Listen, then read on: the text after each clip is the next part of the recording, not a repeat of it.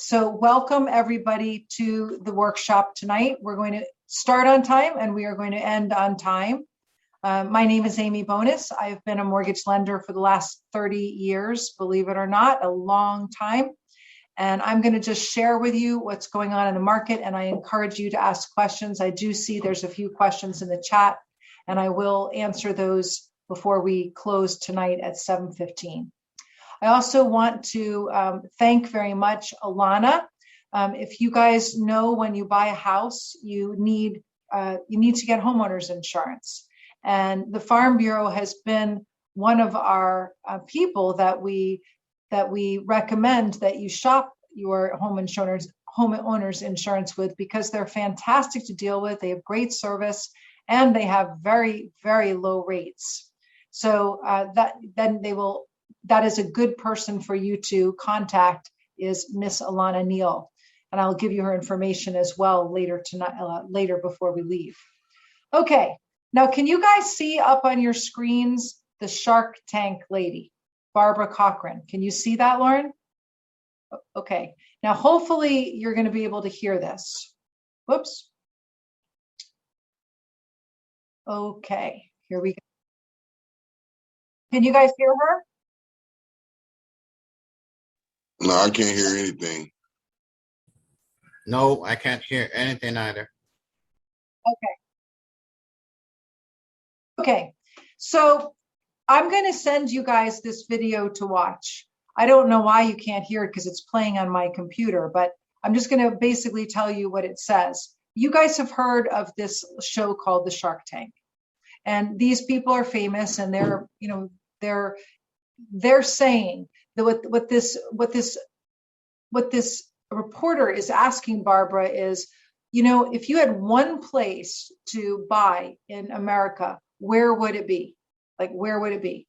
And basically what Barbara is saying is there's only one place, and it's Raleigh, North Carolina. And although you're going to be up against other people wanting the same house that you are, that place, Raleigh, North Carolina, is a place where you can find the most value for the dollar. So I will send you this video. It's also on my Facebook page. It's only like a 30-second video. So if you go to Amy Bonus Mortgage, and then if you go to Facebook, it's pinned to the top and you can watch it. It's unbelievable, the press that she has given Raleigh and Cary area. But it's not like the first time, right? It's over and over again that we are noted as a top place in the country to live, to buy, to own real estate on. So I will send you that video. And so what's going on here in the market is that home prices have been going up. Mortgage rates, they really haven't gone up. They've gone up a little bit, not much. New home sales are up. What's down is inventory, how many days that a home is on the market. And when people live in their homes right now, and many people don't want to build new houses right now, but they don't really know what else to do. So they're building a house because they don't know how to buy an existing home, or they're nervous about being up against other offers on an existing home. And I hate to tell you this, but you're going to be up against other offers on brand new homes or on existing homes. So it really doesn't matter, but it is harder for you to find an existing home, probably. But it's just hard to find a property right now. And you're going to have to be sort of ready to go, guys. You are not going to be able to find a property and then think about it and get back to them in a week. That's just not going to work in this market. And there's a couple things driving it, but primarily we have an outstanding job market here. And jobs and people are moving into the area. In fact, the census just they did a census. They said, hey, California lost a seat in the House of Representatives. Guess what? North Carolina gained a seat in the House of Representatives. People are moving in. And so it's basically supply and demand. You have affordable prices here. Boston is also one of the top 10 places in America for us to buy. Unfortunately, the home prices there are double what they are here. So somebody in the chats asked, when do I think the bubble is going to burst? And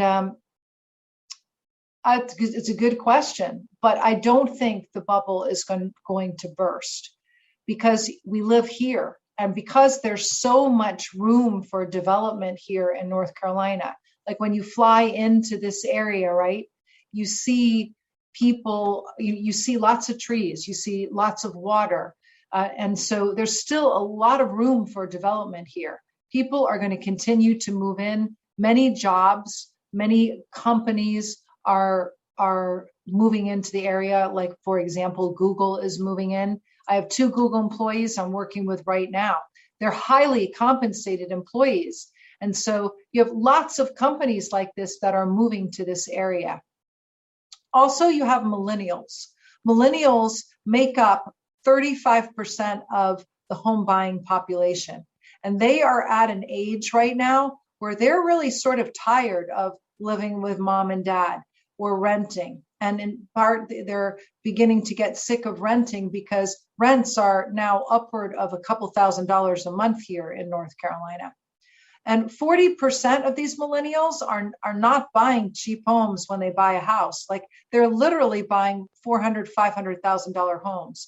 In fact, a great percentage of them are buying homes without even seeing the homes. But really, you could say, oh my gosh, why would anybody do that? Guys, why would you build a house? You can't see the house. You're giving an offer to the builder to build a house that you've never seen. So buying a house when you see the sign coming soon, it's the same as if you are building a house, sort of. Does that make sense to you guys? So, they're really tired of renting.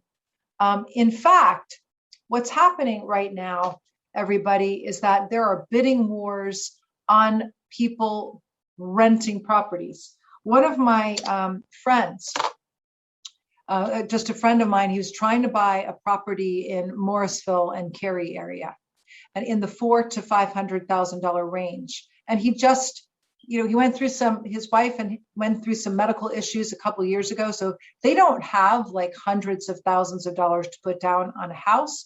In fact, they just want to put down 5 or 6 or 7% on a house, which is definitely doable. But where he wants to buy, his agent is suggesting that he be able to put down $50,000 or $60,000 as due diligence. He just doesn't have the funds right now. So he said, Amy, I'm just going to rent another year and save money. And so he called somebody on the phone, found a property about a block away from where where his employment is in the Cary Morrisville area. And he was the first person to call, and she agreed to rent it to him. It was $2,800 a month in rent. And she agreed to meet him at the property on Saturday. Now, this is Monday, and she agreed to meet him on the property on Saturday and go over the lease with him. Are you guys following me so far? Pretty simple, easy process. On Wednesday, he gets a phone call from her to say, hey, look, I'm really sorry, Bob. I hate to do this to you, but I am going to have to ask you if you want my property, that instead of you paying $2,800 a month for rent, I'm going to have to ask you to pay $3,200. I'm going to have to ask you to pay $400 more because I'm having so much response that I can rent it for a lot more than what I thought. So do you agree to pay $3,200? And so he didn't have a choice, he felt like, so he said yes. Okay, cool. So on Friday, he calls her to confirm that they're meeting on Saturday at 11. Yes, she says, we're meeting Saturday at 11. Saturday at 10 a.m., you can't make this stuff up, okay? He gets a phone call from her saying, hey, listen, I'm sorry to do this to you, but I just got somebody to offer that they're going to pay 2 years of rent up front, which is about $75,000, by the way, you guys, if you take it to a calculator. And they're going to pay me a $10,000 bonus for letting them rent the house instead of anybody else. So just to be fair, Bob, I wanted to know, would you like to do that? Otherwise, I'm sorry, but I have to rent it to them. He's like, no, I don't have $85,000. And, and she's like, well, if it doesn't work out, I'll call you. And he's like, no, please don't. because we've had a deal a couple times and you've reneged on the deal. So it's maybe some people feel like there's going to be a housing bubble that's going to really burst. I've lived here since 94, and the prices here have steadily gone up. They have not shot up like they did in California, where I lived in Los Angeles. They didn't like shoot up and shoot down. This is the first year that I've seen housing prices go up more than just a couple percent. And something's happened in this area where it's sort of like a point that we've reached. And I feel like it's the point that we're not going to go backwards. It's not going to be like all of a sudden people are going to start to leave the triangle. I don't see that. In fact, I see more and more people moving into the area. So I can't vouch for there being like a housing bubble here. I don't think that's going to happen. Does that answer you guys' question in the chat? I think you guys had a question for me in the chat about that. Does that answer the question in the chat? Whoever asked the question. Okay, good. All right, so back to our PowerPoint here now. So millennials are driving the market. We all know that. That's great. Okay, what else is happening in the market? Well, there's a lot of data that this is like a very tight housing market, that there's going to be a lot of pent-up demand. And there are people, you guys, that are not buying right now that are saying, of course, you know what? I don't have enough money saved to give the seller a deposit, due diligence money. I'm just going to rent for another year. So what this is going to create is more pent-up demand next year. And so there's a lack of inventory. That's our biggest thing. There's just not enough houses for people that want to buy the houses. Same with the rents, though. My husband and I own rental properties, and we have lots of people when we have a vacancy that are, there's 20 people applying for the same house to rent. So home building will continue, and eventually, what happened back maybe 15 years ago was that all these home builders started overdeveloping the triangle. Then it sat there in inventory. We're not even close to that right now. When you go to new construction, they might say to you, well, we think we're going to start construction in April. And I have clients that it's August now and they still haven't started construction. And so when you think that you're going to be closing in December, it might be like next June that you're closing. And so it's difficult to plan with new construction right now, just so you know. Sellers are planning to list their home right now. There's more sellers planning to list their home in the next 12 months than there has been in the past. And there are landlords that have properties that have not been paid on their rent for a long time since the pandemic. And there's going to be some of these landlords that say, well, the heck with this, man. I am going to sell this property. I am done with being a landlord. And so those properties we think are going to be coming on the market. Does that make sense to you guys? Okay. All right. So it should be illegal, but because it should be illegal what happened with that friend of mine. But he told me, and he's literally a friend of mine. So, it's true. And he's just having a difficult time to find a place to live. I mean, Apex, Raleigh, Cary, Morrisville, these are very hot areas. In fact, there is a growth of areas, right? What's happening in the real estate market here is that people are not just buying in Raleigh, Cary, Morrisville, and Apex. These are Wake Forest areas.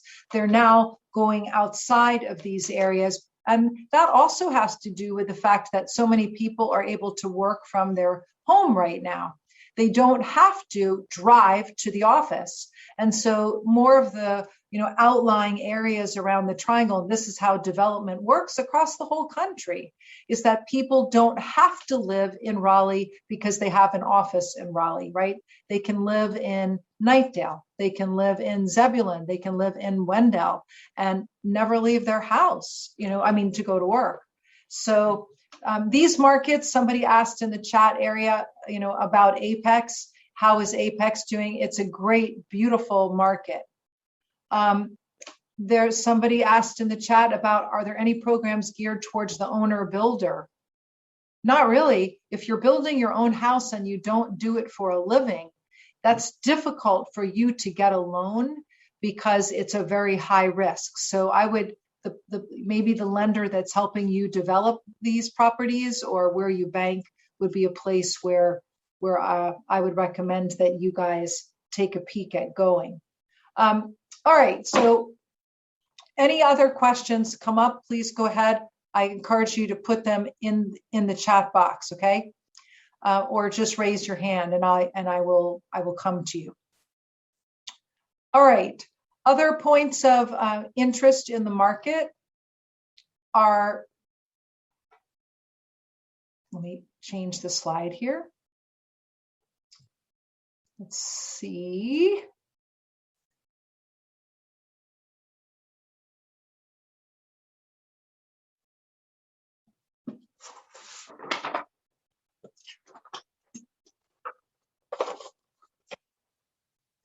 I just don't know where the data is. There it is. Okay, just a few things that you need to be careful of. These payment calculators that you go to online, you guys, they're not going to calculate your homeowner's insurance, taxes, or mortgage insurance properly. The only thing that they're going to calculate fairly accurately is going to be your principal and interest payment. You have PITI, pity, a pity payment. What a pity. Principal, interest, taxes, and insurance. So they can't really quote you the taxes and insurance on a property because you shop your insurance. And in fact, your credit scores and things like that affect the insurance. So be careful about those mortgage calculators. Also, another thing I want to mention to you guys is that we now, as consumers, have access to our credit scores. The credit scores we pull, okay, are not mortgage credit scores, friends. Mortgage credit scores are stricter, and when we pull a mortgage credit score, we, the credit bureaus, take into account that you are applying for a mortgage. And when you apply for a mortgage, there is a higher level of risk. So a mortgage credit score is different than a consumer pulled credit score. So when you are pulling your credit scores online, they are typically going to be a little bit higher than when we pull them. They're a good indication, but they are different, just so you know, okay? I just wanted you guys to know that. Okay, and then also, I want to inform you guys a little bit about I already told you about Google moving into the area. There's also Apple moving. There's Fujifilm moving. I mean, there's just tons of places. This place is one of the best places to start a business, according to Entrepreneurial Magazine and things like that.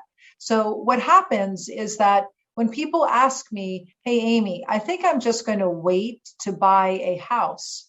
And I sort of understand that, because I sort of do. I get that. I just think that if you can buy a house, you really shouldn't wait. I just think that you're not going to be able to maybe buy the most, your forever house. Usually your first house is never your forever house. And the longer that you wait to buy a house here in the Triangle, the more expensive that it's going to be. And the interest rates are forecast to rise. So if you are going to wait a year to buy a house just because you have to, well, then you have to. That's just life, and then you have to do that. But if you can buy now, you really should look at trying to buy now. Because if you could buy and even buy a house that you move into, and it's not the perfect house, but you live in it for a year or two or three, folks, you're going to make money. You're going to make money because you're living in arguably the top housing market in America. So your house is going to go up in value. I've had some people's houses go up crazy amounts of money in the last year, anywhere from $25,000 to $100,000. It's gone up in value. I mean, that's a lot. And so you should look at it. Now, how do you find out if you're able to buy a house? Is that you have to get approved. A loan approval is very different than a pre-qualification. Like, you could apply online with me and send me no documents. So I can't prove that your income is $100,000 a year. I can't prove it. And if I can't prove it, I can't approve you. The only way, the only prayer you have in this market is to become like a cash buyer. And how do you do that? You become pre-approved. You must be formally approved. That means I have to look at your income, review your W-2s, and then you may not have the cash to close. A lot of people don't, but you have a plan for where the cash is coming from, or you're going to get a bonus in 3 months, or you're going to be able to save this money, or you're getting a gift. And so we approve you subject to you having the cash to close, and we literally submit your loan to underwriting. And then what we do is we give you a letter that says you are approved, and we take a snapshot, a camera literally, of the loan approval and put it in the letter so that people understand, the sellers understand, the listing agents understand. This is not a guess that I think that Jenny is approved. No, this is really an approval, and here's the proof. Here's a copy of the approval. Now, we don't show your income or your income to debt ratio or your credit scores. If you have fantastic credit scores, we're going to say, and he or she or both of these guys have phenomenal credit, and they are not a risky borrower. In fact, you can't go wrong with them. And so we're really going to try to promote you so that you can get your offer accepted. You have to get approved. Does anybody have any questions on that? Because it's a different process getting approved than it is getting pre-qualified. Does anybody have any questions? People say all the time, well, like somebody in the chat box said, I'm sorry, but I don't want you to pull my credit. Okay, then you can't get approved. Sorry. Like, there's no chance of you getting your offer accepted here. I mean, in this state where we are right now, without you getting an approval. Jenny. Hey, yeah, I was just curious. I am curious though. I'm expecting to get a raise in 31 days. If I put it like is there any kind of process like for getting a letter? I'm expecting honestly to wait till I get a raise before I try to apply or anything, but would you accept a letter? Well, I'm going to get you approved, and you're going to tell me what your raise is, and then I'm going to condition the loan for proof that you got approved, that you have a raise. Okay. So if you're getting a $10,000 raise, for example, I'm going to qualify you at the higher raised amount, and then I'm going to condition and say, however, Jenny, I need proof of the raise. You're going to have to give me a pay stub or a letter saying that the raise is going to go into effect. So you don't have to wait to apply, because I have a lot of people getting raises and bonuses and things like that. Does that make sense? Yes. Thank you so much. Absolutely. Okay. And then Adabaya, you had a question as well. If you want to unmute, you can chat. You just have to, I think, click unmute. There you go. I just wanted to know, when it comes to being pre-approved, being a first timer, I don't have an idea what to do. I know I sent in some documents and stuff like that, but that's about all I know for now. So I would appreciate more, information to help me make my decisions, because I'm as green as the grass right now.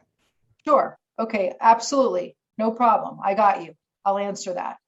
So, guys, I want to explain to you that the pre-approval process, like, it's not like you're applying to go to college. Like, you know how you went and you applied for college and you had to write an essay, and like everything depended on if that was a perfect application. And that's really not the case with a pre-approval, at least not with us. What we're going to do is actually review your application with you. So it's not going to be perfect. There's going to be things that didn't come over the way that you meant them to on the application, and I'm going to fix them for you. I'm going to ask you a whole bunch of questions. And if you're not in a good place to buy, I'm going to tell you that, but I'm also going to give you a plan as to how you can buy. I'm going to find a path to yes for you. And so we first start with the application process. But to buy a house, you also need some money, okay? Even though there's zero down payment programs and down payment assistance programs and VA loans and USDA loans, if you don't have any money, like, and I mean by like probably at least $5,000 or more, you're not going to get your offer accepted because a seller will not take you seriously. You're going to have to be able to give due diligence money, and you're going to have to be able to give earnest money. You're going to have to be able to give a deposit. So even though there are 100% programs out there, you can't buy a house without any money. Does that make sense to you guys? Yeah? Yes. Jenny, did you just raise your hand again, or is it raised from before? No? Okay. Just want to make sure. All right. So, and then some people are giving a personal letter. Now, I like this idea, but just keep in mind, like, I may write a personal letter and say, like, well, my family and I and my 5 dogs, and like maybe the person that is selling the house doesn't like dogs. And so maybe by me writing a personal letter, that will help me. Like, I believe that it will, because that's who I am. But some people might like say to you, no, it won't help you, because maybe they won't like the picture of you. I mean, there is prejudice. So so what I do when I write your pre-approval letter is I say something about you. Like, for example, I would say about one of the veterans I am doing a loan for. This guy is a veteran. He served our country. Like, this is a stand-up couple, and they are choosing not to do a VA loan right now because they want to come across as being a stronger borrower. But by doing a conventional loan to get the offer accepted, they're paying more money. How stand up is that? Like, so I will try to make something like about you in the letter, if that makes sense. But writing a personal letter is important. Now, one of you guys just asked, what do you do to get approved? Okay, what do you need? Well, I mean, obviously you need to have a job. Okay, there's 3 C's to buying a house. The first C is capability. The capability is proof that you are capable to pay back the mortgage payment, right? You have a job. You don't have to have a job for 5 million years or have the same job for 2 years, but you have to have the capability. The second C is credit. You have to have some credit. You don't have to have a ton of credit, but some. And your credit may not be perfect. In fact, you could get pre-approved today, and your credit, maybe we can get it to be better in 3 months or 6 months, which would help you have a lower payment. And I'm going to teach you guys how to do that when I pre-approve you. You also need to, as we've already covered, have a down payment, okay? Even if you're putting no money down, you need some money to give the seller. Now, here's the steps, and I'm going to send you guys this PowerPoint, okay? So you can have the PowerPoint. I want to buy a house. Cool. Excellent. I'm going to get pre-approved. Not pre-qualified, pre-approved. I'm going to find a lender that I trust, that hopefully is, I know this, I'm not trying to be a smart aleck here, but I call people sometimes, like I bought a Peloton and I'm calling a different country. I'm calling an island that's not even in America. Okay. And I'm sorry, but I like to be able to like call people and go in places and like knock on a door and see somebody. And the sellers here in North Carolina, because this is the South, they do, it's really sort of weird, but the South being very personal, they have a basic distrust of online lenders. It's just a fact. They prefer you to use a lender on the ground here that they know, that they trust. Why? I don't know. Maybe it's because they can come and yell at the lender. I don't know. but they don't trust these online lenders. They don't trust big box banks because they don't perform. They just don't close on time many times. And so they want you to get pre-approved with a lender here in North Carolina. So you're going to get pre-approved. You're going to go out and you are going to start looking. You're going to have a team of people. And one of the people on your team, write this down. If you get anything out of this tonight, you're going to have a buyer's agent. A buyer's agent is not the person that has the sign in front of the house, friends. It's not the person with the sign in front of the house, okay? Instead, a buyer's agent will show you all the properties in your price range that are available at this moment, okay? And it's not just houses that their firm has listed, it's all of the houses. And they'll talk to you and be there for you. In fact, their fiduciary legal responsibility is to represent you, not the seller, okay? Then you go out shopping. You find a house. You're going to have to make an offer. And here is where you give due diligence. Now, there's a couple of questions in the chat box about due diligence. What is due diligence? Okay. Due diligence is the amount of money that you give as a deposit to the seller to say, hey, I am really serious about buying your house. I am so serious that I'm going to give you this money up front. And if I don't buy your house, you're going to get to keep the money. Okay? But if I don't want to buy the house, guess what? You're not going to be able to sue me and come after me for breach of contract. I get to walk away for any reason. For any reason, I get to walk away. Now, is due diligence the same as earnest money? No, it's not. Due diligence is what you give to the seller that is non-refundable if you don't buy the house. Now, does anybody have any questions about this? Raise your hand so I can unmute you. Due diligence. If you don't have it, yes, Lauren, go ahead. Go ahead. I can't hear you though. Unmute yourself. Okay. Okay, I got you. So due diligence is given like when you're under contract? When you basically? get your offer accepted, yes. Okay. Okay, that was my only question. I think I get it. Yes, Shay, go ahead. Unmute. How much is that usually, the due diligence? Yeah. How much is it? Yeah. It's all negotiable, but I'm just telling you, like, if you don't have at least $5,000 or more, you don't have a chance in today's market. So, like, you need, when you buy a house, and let's go over this, okay? You need money, okay? But people think that you just need your down payment, okay? You don't just need a down payment. Okay, we're going to go over what you need, but you need a down payment, you need your closing costs, you need your first month's mortgage payment.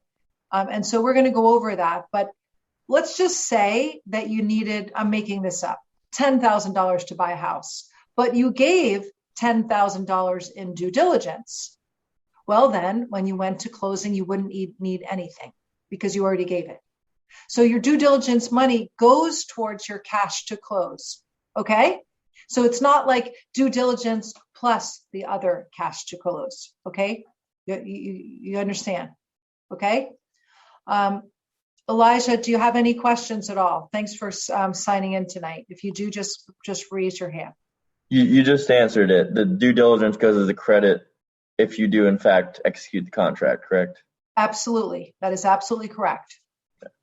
And if you, like, I've had people give crazy amounts of due diligence, guys. Like, I'm talking about on pretty expensive homes, like, $500,000, $600,000, $700,000 homes. Some people are giving please don't start coughing or crying, like $50,000. Okay. And so for me, like working with a lot of first time buyers, it's sad, and so I see people going out to more rural areas. And in these rural areas, they're getting away with $1,000 due diligence. So it just depends on where you're buying. It really, really does. Now, listen, guys, when you do due diligence, this is your place to date your house before you marry your house. Okay. This is where you're going to do your property inspection, your appraisal, and we are going to appraise your house. And if you pay $350 for the house, like you agree, hey, I'm going to buy your house for $350. Cool. But the house appraises for $340, then you have this appraisal gap. You bought it for $350, but it appraises for $340. Very unlikely that the seller is going to go, okay, no problem, Jenny, I'll just come down 10 grand. No, they're probably not going to do that. So you're going to have to make a deal with them. And this is where having an outstanding buyer's agent comes in very handy. And there's so many people in real estate now, because they think it's easy to sell houses, and being an excellent realtor is not easy. It's really actually very hard. It's not just negotiating, it's counseling, it's remaining calm. It's being able to have a reputation that listing agents want to work with your agent because your agent is a pleasant, diplomatic, fair person who's not a psychotic, okay, who's not going to ask for stuff and cause a bunch of drama in the transaction. So having a very good buyer's agent, guys, is really, really important. And during your due diligence period, you're going to be able to get your property inspections. You're going to be able to get your appraisal done and things like that. Then you're already going to have a pre-approval because you can't get your offer accepted without that. And then you're going to close. And then hopefully you're going to move in and you're going to be a happy family. Okay. The hardest part, you guys, is really getting your offer accepted right now. You have to have excellent reputation. Now, here's your cash to close. You guys were asking me, what comprises your cash to close? Everybody always goes, Amy, what's the down payment? Okay, it's not just down payment that you need. You all know about that. You all know that there is down payment. Okay, I know that you know that. And so that's very smart of you. And then you need closing costs. And people think that lenders charge a whole bunch of money. We charge a flat fee to do a loan. It's $10.95. That's it. $10.95. Write it down. We don't charge a whole bunch of discount points. But I literally had one of my borrowers go online to a lender who I won't name, and they were being charged $29,000 worth of lender fees. And they were about to sign the documents with them. They literally did not understand.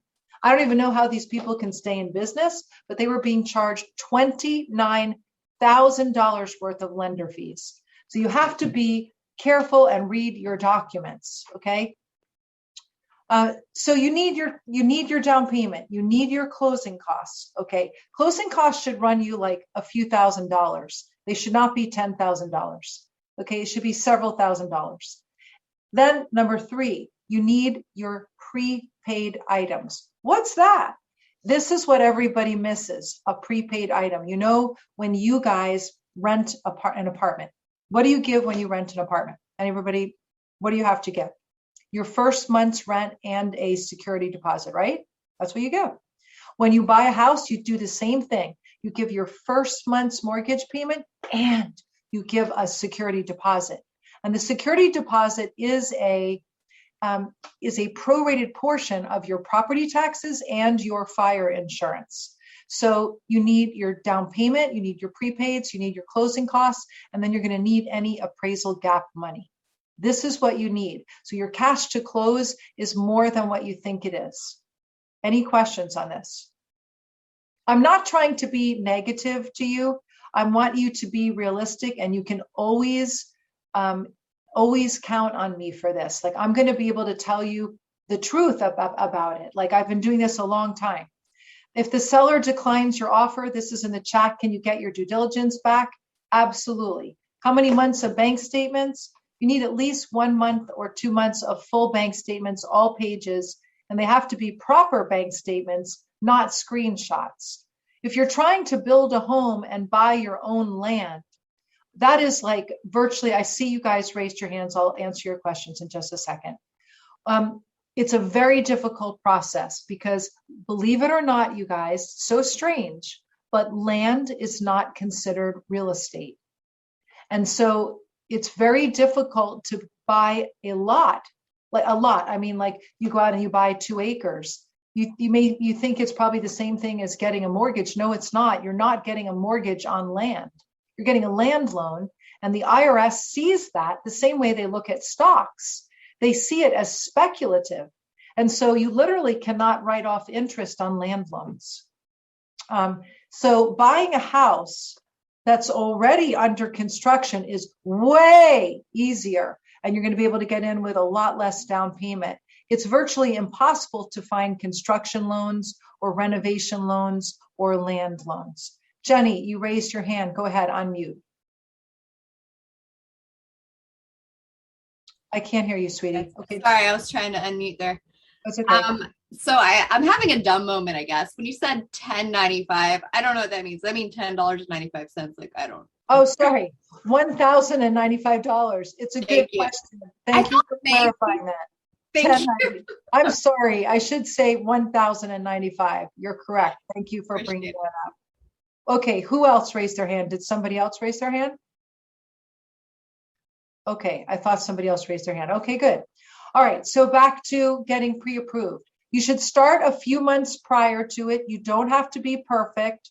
Make sure if you don't use us that you use a local lender, because I already told you about the South. That's just the way it is here. So it's very interesting. With first time buyers, you guys, I'm going to go through these programs very quickly, but I'm going to send you guys some really good videos on down payment assistance.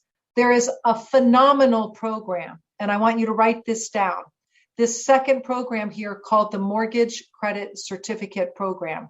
You can either get down payment assistance or the mortgage credit certificate. General terms, you cannot get both. You can on some programs though, but it's just too much details to go into in a webinar. So I will do a Zoom meeting with you personally and go over it with you personally. But the mortgage credit certificate program is just the gift that keeps giving. I love this program. It is not a loan. It is a tax credit from the government. Look it up tonight.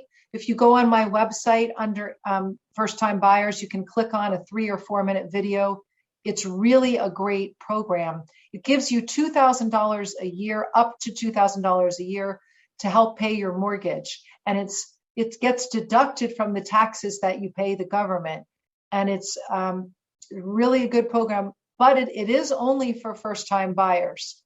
So my advice to you is that you don't have to find a perfect house. In fact, if you could buy a house that's not a piece of crap that's not going to fall down tomorrow, okay? You can't get a loan on a house like that anyway, but buy a house if you can, a house, and live in it.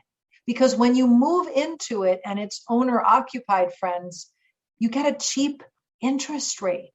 And there is literally no place in the world where you can borrow money as cheap as you can in America for as long as you can. Okay. So you can get a 30 or 40 or 20 or 15-year fixed rate loan here for nothing. So you should be borrowing as much money as you can for as long as you can, but you just need to find a way to buy the house. And if you don't live in it forever, who cares? Okay. Because you can keep it. And guess what? You can rent it. And so you are paying a mortgage payment right now. Maybe it's not your mortgage payment. Maybe it is your landlord's mortgage payment. But if you're paying $1,400 or $1,500 a month in rent, friends, you are paying a mortgage payment. If you're buying a property and you do buy it as a rental property, the rental property rates are higher than primary residence rates. So a lot of people raise their hand in the beginning saying, hey, this is my first house. Excellent. If it's your first house, you're going to get in with a lot less money down, with a lot better interest rate than a rental property. And that's what you should do. And then if you move out in 2 years' time, great. Then now you just bought a rental property, a couple of years ago with very little money down, and you got a great rate. So just buy a house, get into the housing market before it becomes prohibitive. Like in California and Boston, first-time homebuyer houses that are 800, 700 square feet cost $700,000, $800,000. You can still buy a very nice house here for $300,000. So, it's important that you don't have to have everything like perfect on this first house, okay? You apply online. Some of you were saying, like, how do I get pre-approved? You don't have to have it perfect. I'll fix what is on the application, but you just go to my website and click on apply. And then I'm going to ask you for proof of what you get paid and your W-2s and things like that. And then we're going to either do a Zoom call or have a conference call. And then when I get everything, I'm going to submit it to underwriting for you and get you an approval so that you can get your offer accepted, okay? Thank you guys for being with me tonight. I really appreciate it. Let me check the chat box and just see. Can you buy a house for less than your loan and use the extra for upgrades? No, you can't. But you can buy a house with, instead of putting 10% down, why don't you put 3% down? And that way you'll have the extra money to renovate the house. Regarding what closing costs are, then closing costs are just a few $1,000s. They're probably $3,000 or $4,000 in the Triangle area on a $300,000 house. Somebody asked me again in the chat box about, when we pre-approve you. Initially, we only pull an Equifax score. And the reason that we only pull one score out of 3 is because if you're not going to be buying for like several months, I really don't need all 3 scores. It's only when I submit your loan to underwriting that I need all 3 scores. And so, yes, it will count as an inquiry, but there's no way to get a pre-approval without it. There's just no way. So unless you're serious about buying, there's no reason to get pre-approved, but a pre-approval in theory could last for up to a year. And typically when I pre-approve you guys, I'm going to pre-approve you at a higher price if I can, just to give you a little bit of room in case you find a house a little bit more money or you get in a little bit of a bidding thing. And I'm going to pre-approve you at a little bit higher rate than where they are right now. Why? Because if rates go up, you're still approved. You still get the lower rate if rates don't move. But because I've been doing this so long, I see rates going up and down. I'm going to pre-approve you at a little bit higher rate. Where do I predict the housing market next year? We're finishing up our last questions, guys. I predicted that it's going to be as robust as it is right now. That's what I predict. They're predicting across the country, the experts are predicting the housing market to continue to rise at least 5% a year. But listen to this, they're predicting the rental market to go up double than that. They're predicting rents to go up 10%, not 5%. So I know some of you guys were in on my story about my friend who was trying to, rent a place in Cary, and he couldn't rent a place. I wish I could say like, hey, renting is going to help you. I just don't think it is going to help you. If you can find a way to buy a house now with the intention that one day you're going to keep this house, one day you're not going to sell it. Maybe one day you're going to rent it. That would help you guys build wealth. And if you could find a way to do that, that would help you have financial freedom. And that would be a great goal for you. Thank you guys so much for being in on our webinar tonight. I'm going to send you a few things either tomorrow or Monday. Feel free to reach out to me. You can schedule an appointment with me. I'd love to help you. And again, I just want to also thank Alana, our Farm Bureau agent here. She's great to work with. And I want to thank you guys for taking your time to be in tonight. Have a great night. And I hope to hear from you soon.